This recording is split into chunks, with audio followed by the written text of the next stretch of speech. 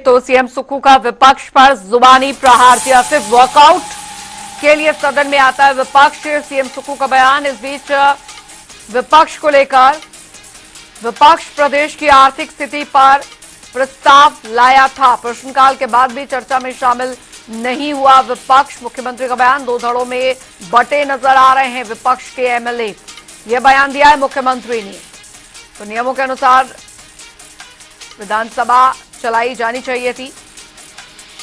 उससे वॉकआउट के लिए सदन में आता है विपक्ष। मुख्यमंत्री का बयान। विपक्ष पर निशाना साधा है विपक्ष। प्रदेश की आर्थिक स्थिति पर प्रस्ताव लाया था। प्रश्नकाल के बाद भी चर्चा शामिल नहीं हुए विपक्ष। क्या कुछ कहा मुख्यमंत्री ने, सुन लें। विपक्ष को अपनी बात रखनी चाहिए और अध्यक्ष महोदय तो उनको काफी समय देते हैं। पिछली बार भी उन्होंने क्वेश्चन आवर से पहले ड्रोन की जासूसी के संदर्भ में एक पॉइंट ऑफ ऑर्डर लिया, जबकि ऐसी प्रथा नहीं थी।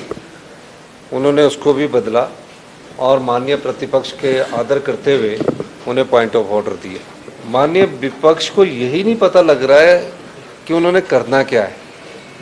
पहले उन्होंने बोला जो कि कोई और नोटिस दिया, फिर बोला कि अब स्थगन प्रस्ताव लाया जाए नियम 67 के तहत। अच्छी बात होती। हमने तो हमारे विधायकों ने 130 के तहत वित्तीय स्थिति पर प्रस्ताव लाने की बात की है। हमने तो पहले की है। वो कंफ्यूज से लग रहे हैं। मुझे समझ नहीं आ रहा कि जब अध्यक्ष महोदय ने यह कहा कि क्वेश्चन आवर के बाद आपकी बात सुनेंगे, तो उनको क्वेश्चन आवर तक इंतजार करना चाहिए था। आज ही का तो दिन था। अगर क्वेश्चन आवर पर भी उन्होंने वॉकआउट करना था तो क्वेश्चन आवर के बाद कर लेना था। कहीं ना कहीं मुझे लग रहा है कि विपक्ष बिखरा हुआ है।